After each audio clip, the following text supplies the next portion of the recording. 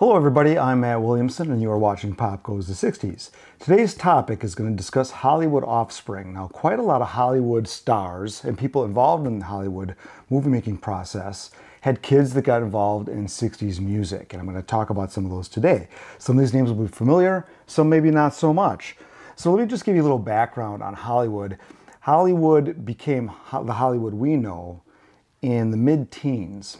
And the reason why is because the film industry was in New York City. And there was always issues with the climate, and it was harder to shoot there in the colder months. That was one issue. But the other issue is that Thomas Edison had the patents on several cameras. So unless you paid certain fees, you could not shoot films out there. And one way they were able to get around that is getting out of the New Jersey area where those patents weren't enforceable. So that's another reason why Hollywood, or the Los Angeles area, became the target for the new movie making. And quite frankly, it was just wonderful climate. So you could do a lot more outdoors, a lot more location shooting. So there's many good reasons for it moving out there. And it continued to take off. So by the 1930s and 40s, once the talkies appeared, you had several huge stars come to be, and many of those well-known household names had kids that you might know as well through the music industry. Let's start with Mickey Rooney. Mickey Rooney had a Hollywood career that lasted almost like 9 decades. Started as a child actor, the Andy Hardy series, and he just never stopped working, basically. 9 decades, 8 wives, I don't know how many children, but 3 of those boys ended up getting involved in the music industry. 2 of them were wound up in the Mickey Mouse Club in the mid-50s as kind of like backup cast members, and that was Mickey Rooney Jr. and Ted Rooney. And after that, Mickey was involved in the music industry and did the soundtrack to the movie Hot Rods to Hell in 1966. He also appeared on Shindig and he scored soundtracks, etc. Meanwhile, their other brother, Ted, was in the psychedelic group called the Yellow Pages. So he was doing that, and at some point they all got together, 67, 68, to form the group the Rooneys and released a couple of very interesting 45s. My name is Walter Wright. I didn't catch your name, Tom. Hello.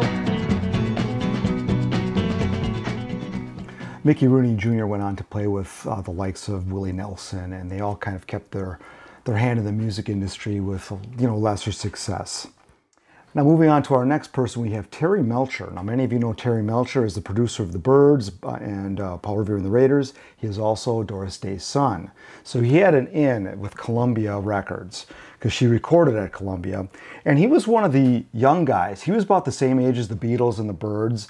And Columbia was looking to hire, they wanted a rock band on the roster. And somehow, well, it made sense for Terry Melcher to produce them, the rock band, in this case the Byrds, because he kind of spoke their language. He ended up being a very fine producer. But prior to that, he had a band called the Ripcords with Bruce Johnston, later of the Beach Boys. And he was instrumental in putting this, what was a studio band together, and he started to learn his chops in the studio world in Los Angeles. And the Ripcords did have a couple of hits. Hey, little cobra, don't you know you're gonna shut 'em down?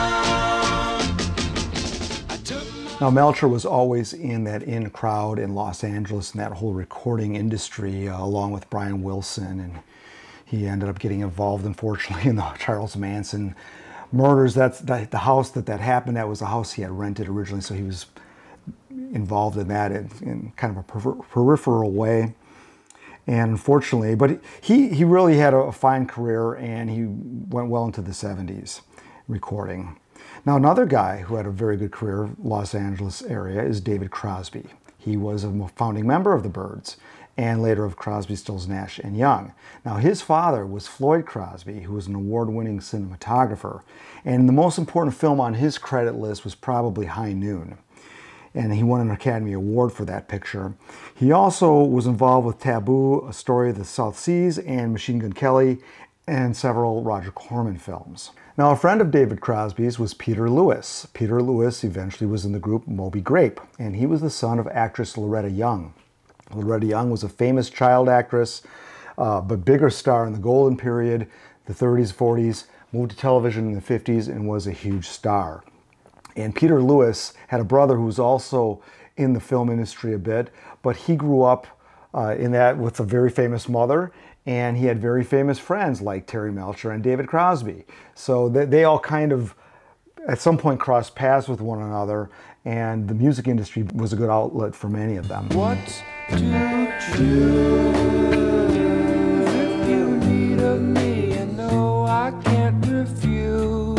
Peter Lewis was also the cousin of the Kaleidoscope's David Lindley. So a lot of connectivity in these small circles.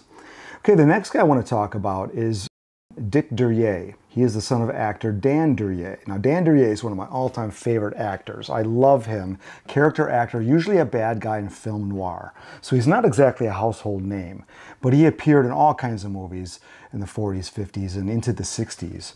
And Dick Duer, he got involved in the music industry, not really as a musician, but more of a kind of a promoter and manager. And he was instrumental in bringing Peter, Paul, and Mary to his college. And then he soon started working for them and Johnny Mathis and the Four Preps, eventually working for the Beach Boys and Buffalo Springfield. One of the most famous actors from that classic period was Henry Fonda, and he had a son, Peter Fonda.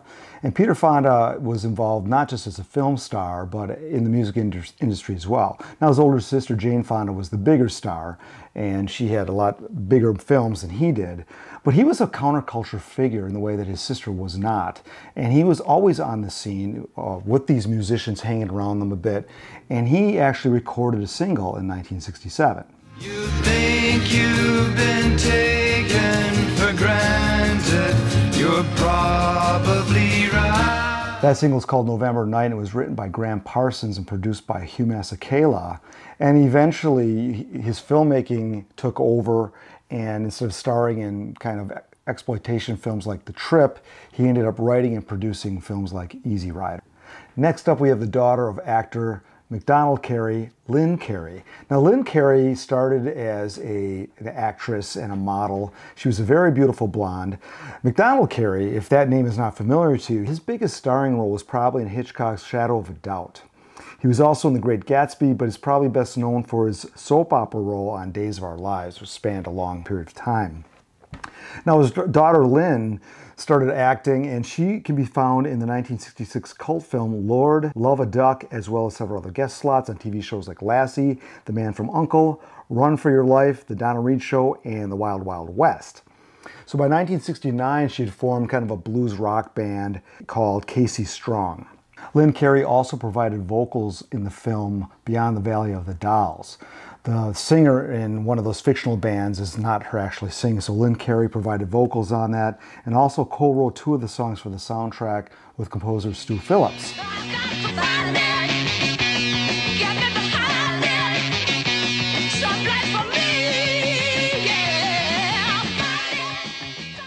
Now, by 1972, she had formed another group called Mama Lion, and they had an album cover that was slightly risque, and she was Penthouse Magazine's Pet of the Month in December of 1972.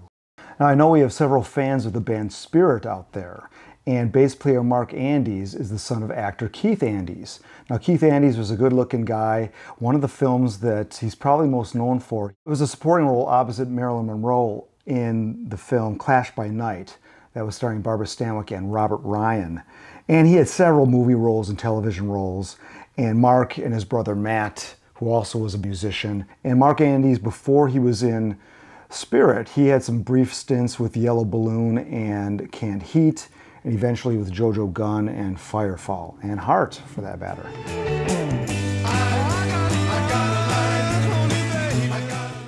This is a famous name that you will know, and that is Nancy Sinatra. Now, she is obviously the daughter of Frank Sinatra. Sinatra, one of the biggest stars of the 20th century, first as a crooner in the 40s, that went well into the 50s and 60s, but he also became a huge movie star. Now, his daughter Nancy got into the music industry, but really struggled for several years before she had her very big hit, These Boots Are Made for Walking. Are you ready, Boots? Start walking.